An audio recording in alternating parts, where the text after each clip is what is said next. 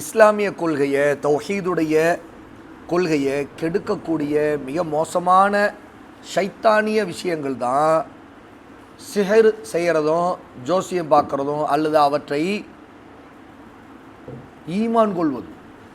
அதாவது அந்த சிஹரையும் ஜோசியத்தையும் சத்தியம் என்று நம்புவது. ஷேக் சாலிஹ் அல் ஃபௌசான் ஹஃபிதஹுல்லா இந்த ஷிர்கான குஃப்ரான காரியங்களுடைய விஷயங்களை இந்த பாடத்தில் நமக்கு விளக்குகிறாங்க. அதில் முதலாவது சூனியம், சிஹர். சிஹர் அப்படிங்கிறது ஏன் இப்படி இந்த வார்த்தையை கொண்டு சூனியத்தை சிஹர்னு சொல்லப்படுதுன்னா, கண்களுக்கு புலப்படாத மறைவானவற்றை கொண்டு செய்யப்படுவது இது. சரியா? கண்களுக்கு தெரியாத விஷயங்களை தான் இப்படி சொல்லப்படும். மறைவான சில விஷயங்கள், சில மந்திர மாயாஜால வார்த்தைகள், சில மருந்துகள், புகை, இவற்றையெல்லாம் கொண்டு அது செய்யப்படுது. சிகர் செய்கிறவங்க சில மந்திர வார்த்தைகள், மாயாஜால அதாவது வார்த்தைகள், சில மருந்துகள், புகை போடுவது, சில சடங்குகள், இதையெல்லாம் செய்வாங்க. இதற்கு யதார்த்தம் உண்டு, அதாவது ஹக்கீக்கத்து உண்டுங்கிறாங்க ஷேக். அதாவது பாதிப்பு அல்லாஹ் நாடினா அதனால் பாதிப்பு வரலாம்.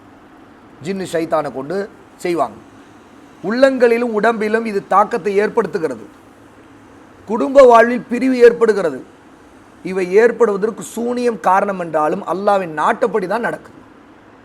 அதாவது சூனியன் ஒன்று உண்டு நம்பினா அப்போ அல்லாவுக்கு இணையா சூனியக்காரனை நம்புறதா ஆகிடும் அப்படின்லாம் சில வாதம் பண்ணுறாங்க. அது ஒரு அப்பட்டமான பிதற்றல். அது அவங்களுக்கு சூனியனாவே என்னன்னு தெரியலன்னு அர்த்தம். ஏன் அப்படின்னா அல்லாஹ்வின் நாட்டம் விதியை தாண்டி ஒன்று நடக்காது. ஒருத்தருக்கு ஒரு குறிப்பிட்ட நோய் உண்டு, அந்த தாக்கம் வரலாம், அந்த நோய் வந்துச்சுன்னா இதனால் இப்படி பாதிப்பு வரலாம் அப்படின்னு சொல்கிறதுக்காக உடனே அந்த நோய்க்கு ஏதோ சக்தி இருக்குது அப்படின்னு அர்த்தமான இல்லை. அல்லாஹ்வுடைய நாட்டம் விதி நமக்கு இருந்துச்சுன்னா அந்த நோயுடைய பாதிப்பால் நமக்கு அந்தந்த பிரச்சனைகள் வரலாம். அல்லாஹ் பாதுகாத்துட்டானா அதனால் ஒன்றும் நடக்காது, பாதிப்பு இருக்காது. அதுபோல தான் ஒரு சிஹர், ஒரு சூனியம் ஒருத்தன் வைக்க அல்லாஹ் நாட்டமும் நம்முடைய அந்த விதியில் நமக்கு அதனுடைய பாதிப்பு இருக்குமானால் அது நடக்கும். அது உள்ளத்திலே பாதிப்பு ஏற்படுத்தலாம், உடம்பிலும் பாதிப்பு ஏற்படுத்தலாங்கிறாங்க ஷேக். அதே மாதிரி குடும்ப வாழ்க்கையில் பிளவு கூட வரலாம். ரெண்டு கணவன் மனைவி இருக்கிறாங்க, நல்ல மொஹபத்தாக இருப்பாங்க, ஒரு சிகர் வச்சு அதனுடைய மொஹபத்து கெடுக்கும் விதமாக கணவன் மனைவி ஒருத்தர் வெறுக்கும் விதமாக அப்படியே ஆகலாம். குடும்ப வாழ்க்கையில் அவங்களுக்குள்ள பிரச்சனைகள் வரலாம். அதனால் அல்லாஹ்வோட பாதுகாப்பு கேட்கணும், அல்லாஹ்வோட உதவி கேட்கணும், அவன் பக்கம் திரும்பணும், ஊதிக்கொள்ளணும், ஆயத்துல் குர்சி ஓதணும், சூரத்துல் ஃபாத்தியா ஓதணும், ஆமன ரசூல் ஓதணும், குல் சூரா ஓதணும். அப்போது என்ன ஆகும்? அல்லாஹ் பாதுகாத்துடும். அப்படியே ஒரு பாதிப்பு இருக்குன்னா அல்லாஹ் ஷிஃபா கொடுப்பான். அல்லாஹ்விடமே ஷிஃபா தேடணும். வேறு ஹராமான ஷிர்கான பிதாத்தான காரியங்களில் ஈடுபடக்கூடாது. அப்போது இதோடைய பாதிப்புங்கிறது சிகருக்கென்று தனியாக சக்தி இல்லை. அந்த சிகருடைய தாக்கம் அல்லாஹ் நமக்கு விதியில் இருந்தால் விதியின் அடிப்படையில் அதனுடைய பாதிப்பு இருக்கும். இது ஒரு ஷைத்தானிய செயல்.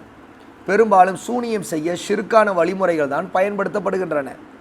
எப்படி சூனியம் செய்யப்படும் அப்படின்னா ஷிர்கை கொண்டு. நபி ஸல்லல்லாஹு அலைஹி வஸல்லம் ஷிர்குடன் சேர்த்து இதனை குறிப்பிட்டிருக்கிறாங்க. ஷிர்கோட இதை இணைச்சு சொல்லியிருக்கிறாங்க. பெரும்பாவங்களை பற்றி சொல்லும்போது இஜ்தனிபு ஸப்அல் மூபிகாத், பேரழிவை, அழிவை, நாசத்தை ஏற்படுத்தக்கூடிய 7 பெரும்பாவங்களை விட்டு நீங்கள் விலகி இருங்கள். கையில் அப்போ ரசூல்லா இப்படி சொன்ன உடனே கேட்கப்பட்டது, யா ரசூலல்லாஹ் வமா ஹுன்ன, அந்த 7 அழிவை ஏற்படுத்தும் பெரும்பாவங்கள் என்னென்ன?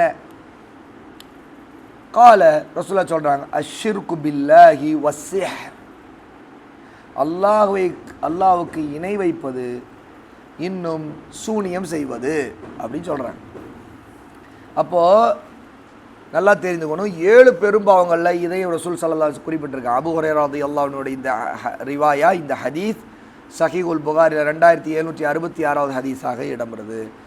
சூனியம் சிஹருங்கிறது 2வது ரசூல் ஸல்லல்லாஹு இங்கே 2வது பெரும்பாகமாக ஷிர்கோடு இணைத்து சொல்லியிருக்கிறாங்க. ஷிர்க்கு முதலாவதாக சொல்லிவிட்டு அடுத்து சூனியத்தை சொல்கிறாங்க. ஏன்னா ஒன்றோடு ஒன்று லிங்க் உள்ளது தான். சரியா? ஆகவே ஷேக் ஃபௌசான் சொல்கிறாங்க ரசூல் ஸல்லல்லாஹு அலைஹி வஸல்லம் ஷிர்கோடு இதை சேர்த்து சொல்லியிருக்கிறாங்க அப்படின்னு. அப்போ சூனியம் செய்வது, சிகர் செய்வதுங்கிறது ஷிர்கான காரியங்களை கொண்டு செய்கிறது. சிகரில் இன்னொரு வகை இருக்குது. சாதாரணமாக கண்கட்டி வித்தைகள், மேஜிக் பண்ணுறாங்க அப்படின்னு சொல்லிட்டு சர்க்கஸில் சிலர் செய்கிறாங்களா இல்லையா? அதெல்லாம் வந்து ஷைத்தானை கொண்டு உதவி தேடி பண்ணுறதா இருக்குது. சில வித்தைகளை செய்வாங்க. காசை காட்டிட்டு பாருங்க இருக்குதா காசு, கை காசை காணோம், எங்கப்பா காசை காணோம், எப்படி அப்படின்னு. அப்புறம்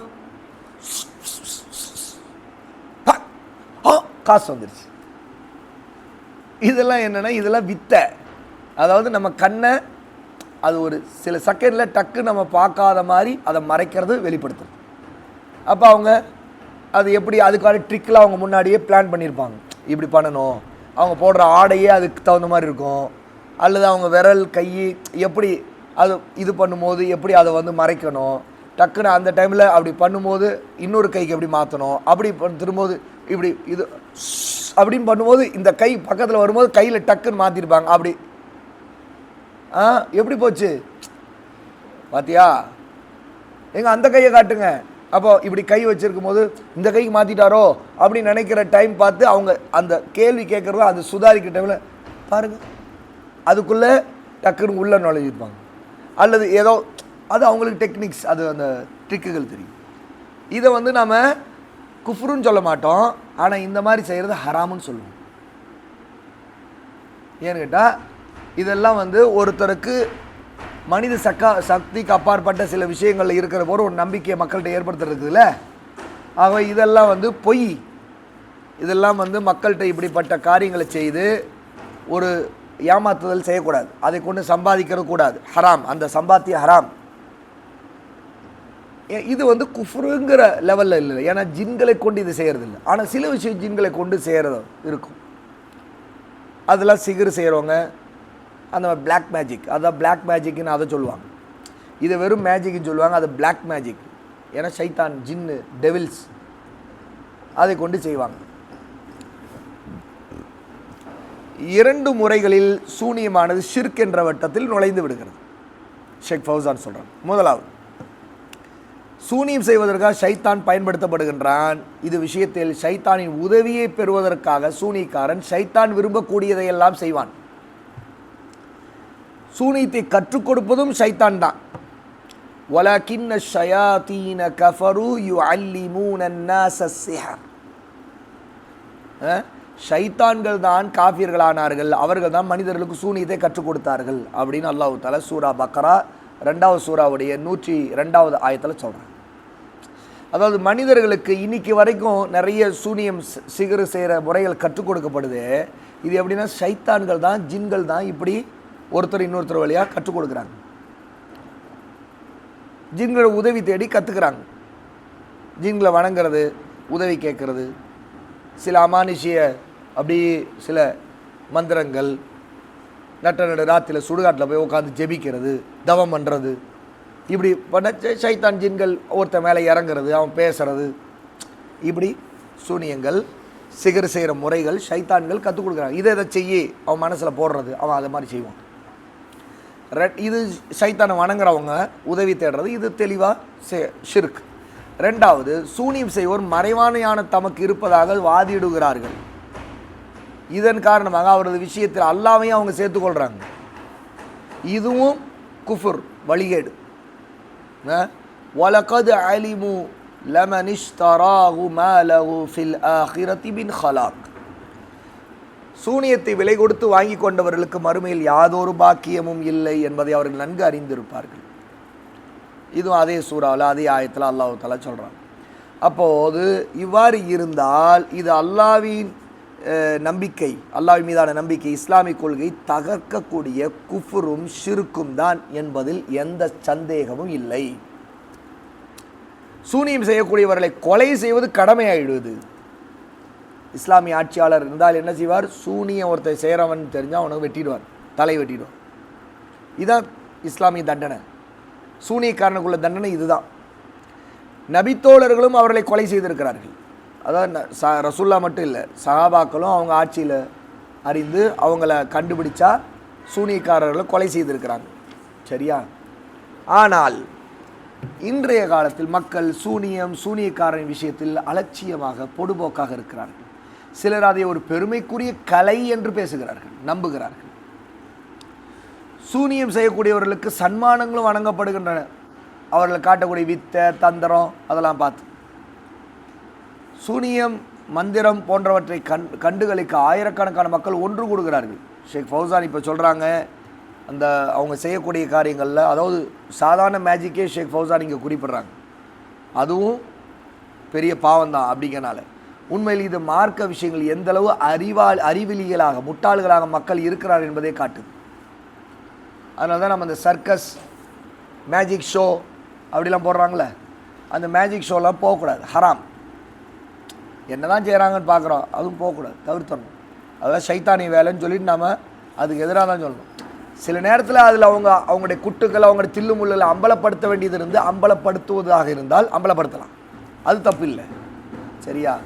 ஆனால் அதையும் ஒரு பெரிய தாவா மாதிரி ஆக்கிடக்கூடாது. அது ஒரு குஃப்ரு, அது ஷிர்கு அப்படிங்கிறதும் கொள்கை ரீதியாகவே அதை கண்டிக்கிறதும் அதெல்லாம் செய்யணும். தௌஹீதை எடுத்து சொல்லணும், அல்லாஹ்வுக்கு தான் மறைவான ஞானம் உண்டுன்னு சொல்லணும். சரியா? அப்போ இதை ஷேக் ஃபௌசான் குறிப்பிட்றாங்க. இன்றைக்கி மக்கள் இதில் ரொம்ப அலட்சியமாக இருக்கிறாங்க, அப்போது இதன் காரணமாக வழிகடுறாங்க அப்படின்னு ஷேக் ஃபௌசான் சூனியம் சம்பந்தப்பட்ட இந்த விஷயம் தௌஹீதை கெடுக்கக்கூடிய ஷிர்கும் குஃப்ரும் உள்ளதுன்னு நமக்கு தெளிவுபடுத்தியிருக்காங்க.